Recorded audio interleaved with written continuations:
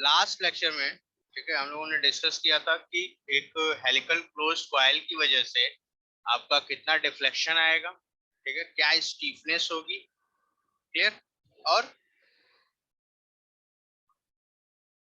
ठीक है, और मैक्सिमम स्ट्रेस कितना इंड्यूस होगा, मैक्सिमम शियर स्ट्रेस उस पर्टिकुलर क्लोज्ड कॉइल में कितना मैक्सिमम शियर इंड्यूस होगा, ठीक है। आज उससे रिलेटेड कुछ न्यूमेरिकल हम लोग डिस्कस करते हैं, ठीक है। तो सबसे फर्स्ट न्यूमेरिकल जो है वो है a helical spring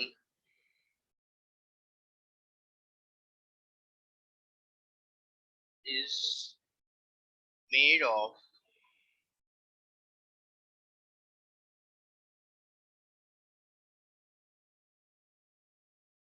12 mm dia steel wire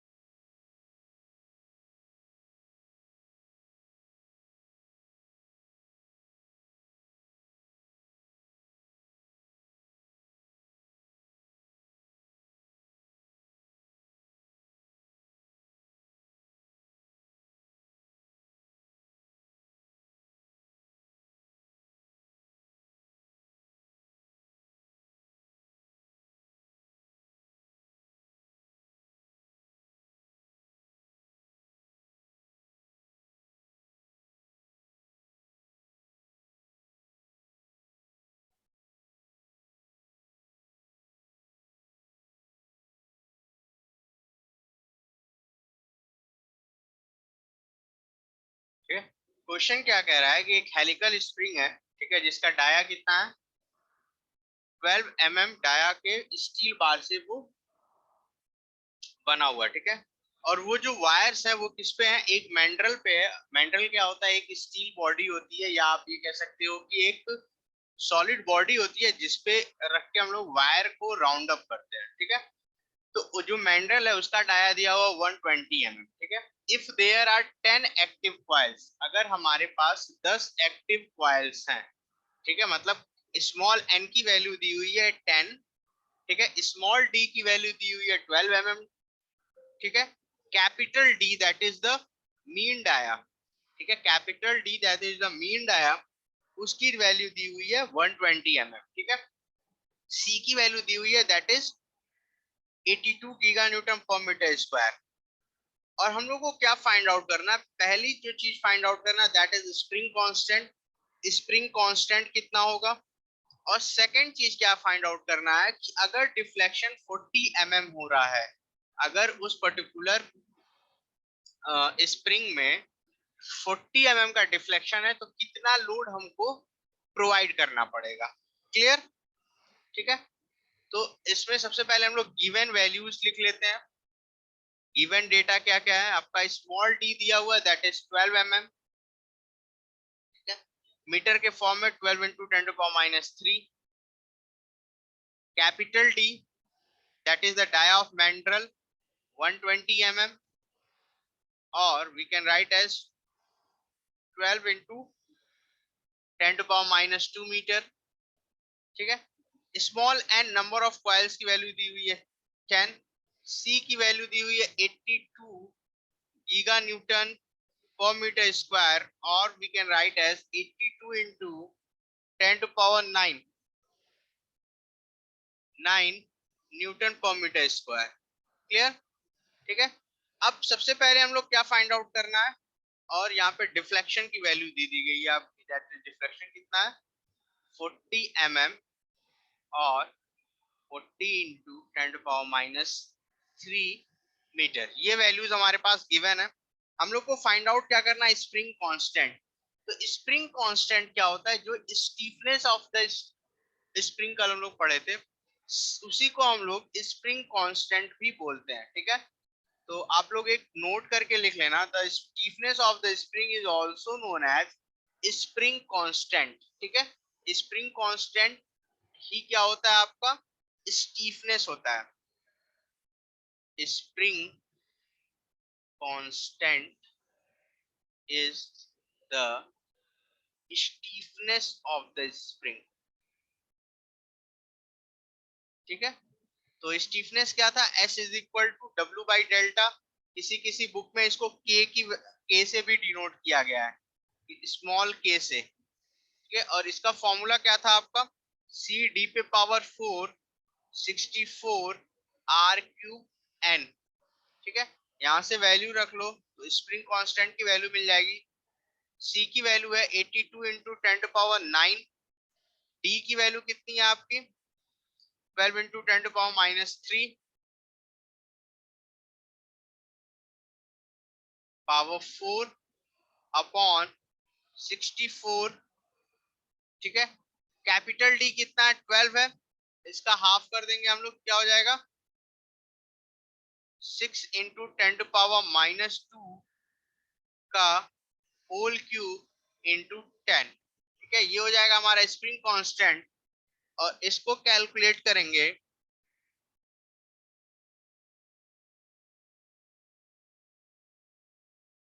तो ये आएगा 12,300 न्यूटन पर मीटर। ठीक है, स्प्रिंग कांस्टेंट कितना आ रहा है 12,300 न्यूटन पर मीटर। क्लियर? ठीक, फर्स्ट चीज निकल गई। नाउ नेक्स्ट क्या फाइंड आउट करना था हमको, कि कितना लोड हम लोग अप्लाई करेंगे डिफ्लेक्शन 40 mm प्रोवाइड करने के लिए। तो सेम फॉर्मूला हम लोग यूज कर लेते हैं। स्प्रिंग कांस्टेंट या स्प्रिंग स्टीफनेस ऑफ स्प्रिंग की वैल्यू कितनी दी हुई है हमारे पास 12,300 न्यूटन पर मीटर, और ये होती है S up is equal to W by delta, और we can write as W is equal to S into delta, और 12,300 इंटू डेल्टा की वैल्यू कितनी है 40 इंटू 10⁻⁻3। ये वैल्यू हो जाएगी 123 इंटू,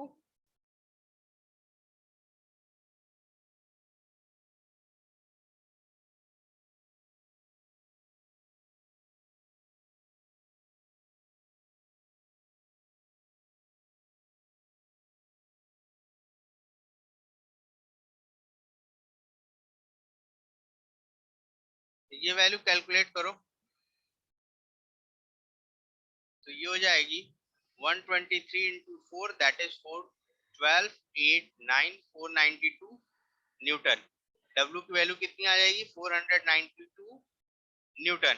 इतना लोड हम लोग प्रोवाइड करेंगे या इतना फोर्स अप्लाई करेंगे उस पर्टिकुलर स्प्रिंग पे, तो हमको डिफ्लेक्शन कितना मिलेगा 40 mm का डिफ्लेक्शन मिलेगा। क्लियर?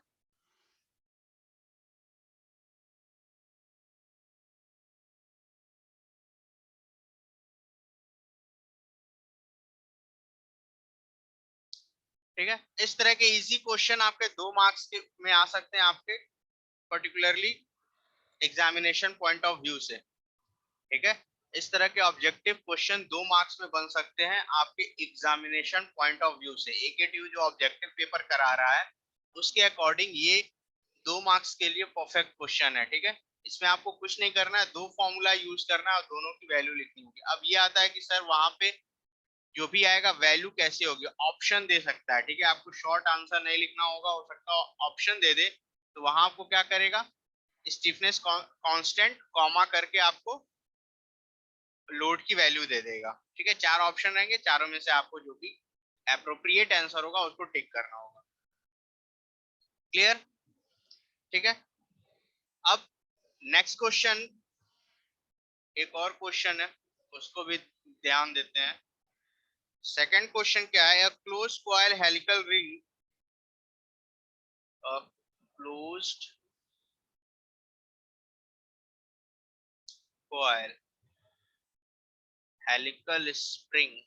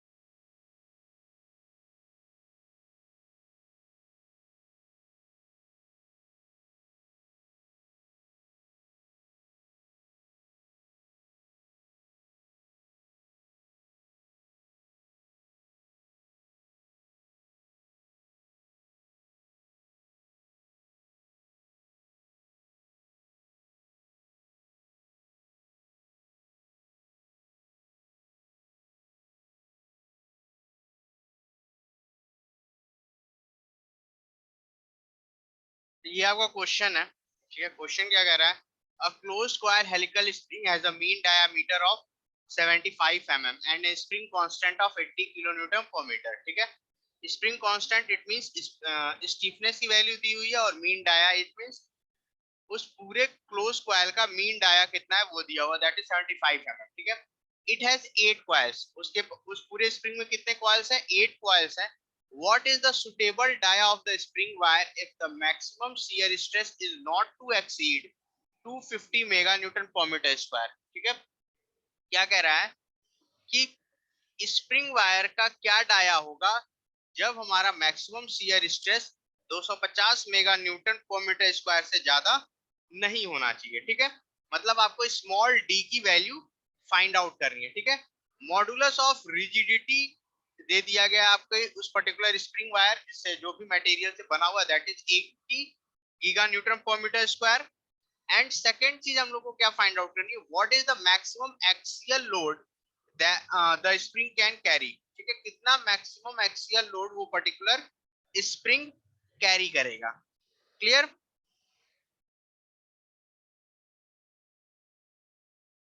ठीक है, तो इस क्वेश्चन में सबसे पहले गिवन डेटा लिख लो।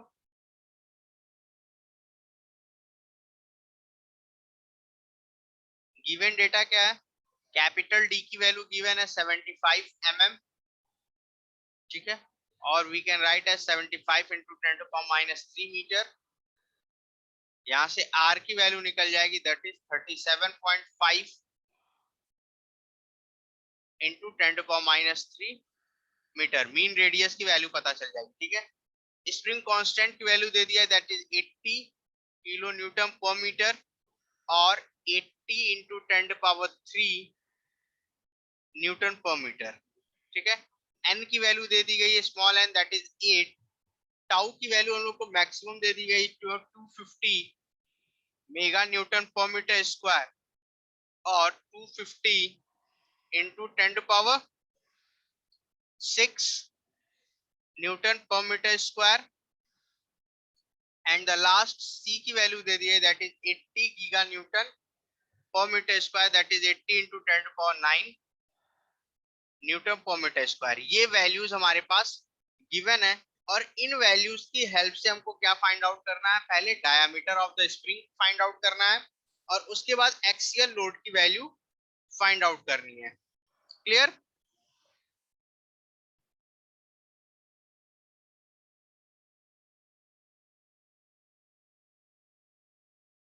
ठीक है, तो मैक्सिमम शियर स्ट्रेस का फॉर्मूला क्या होता है? मैक्सिमम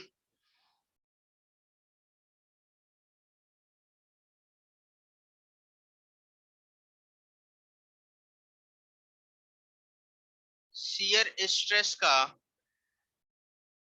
फॉर्मूला क्या होता है?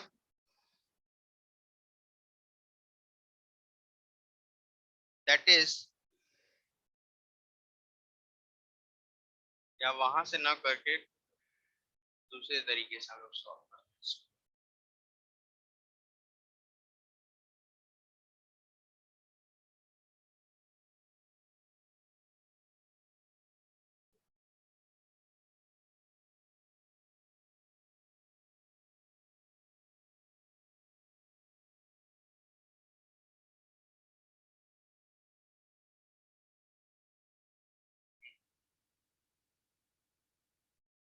देखो, जो टॉर्क होता है, ठीक है, या टॉर्जन होता है, उसकी वैल्यू क्या होती है? T is equal to tau into pi by 16 D cube.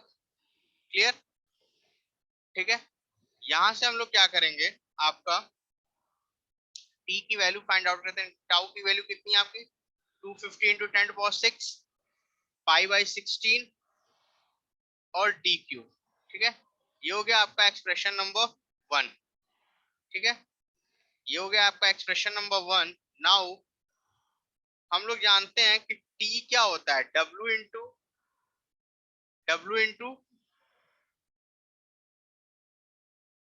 R होता है। ठीक है, डेरिवेशन में याद करो T की वैल्यू क्या लिखे थे हम लोग? W into R। तो यहाँ से क्या हो जाएगा T की वैल्यू? W into 37.5। R की वैल्यू कितनी है? 37.5 इंटू 10⁻³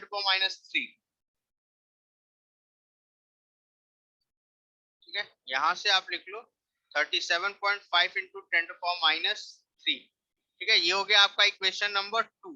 इक्वेशन 1 और 2 क्या होगा? सेम होगा, क्योंकि एक स्प्रिंग की बात हो रही है, तो यहां से इक्वेट करोगे, equating equation 1 and 2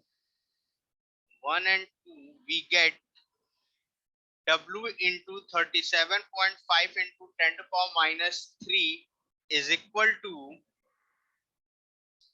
250 into 10 to power 6 250 into 10 to power 6 into pi by 16 d cube।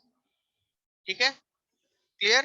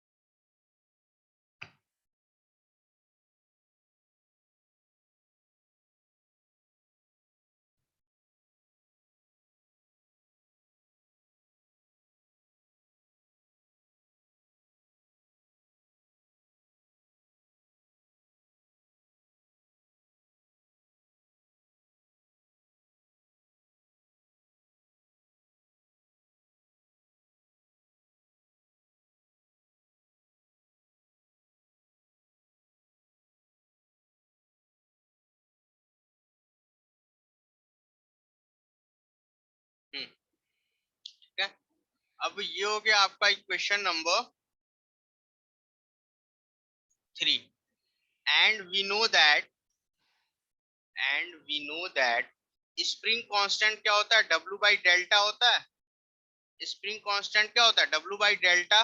और यहां से आप क्या लिख सकते हो, यहां से आप क्या फाइंड आउट कर सकते हो, W की वैल्यू क्या होगी आपकी, S इंटू डेल्टा, और S की वैल्यू हमारे पास गिवन है। S की वैल्यू कितनी है, 80 इंटू 10⁻3, 80 इंटू 10⁻3 इंटू डेल्टा। ठीक है, ये हो जाएगा आपका equation number 4। Now use delta is equal to 64 WR³ n upon CD पे पावर 4। ठीक है, तो यहां से डेल्टा की वैल्यू पुट करो, तो डेल्टा की वैल्यू क्या हो जाएगी आपकी, W अपॉन 80 इंटू 10⁻3। ठीक है, और 64 इंटू WR³ की वैल्यू कितनी होगी, 37.5 इंटू 10⁻³ पे का होल क्यूब इंटू 8 अपॉन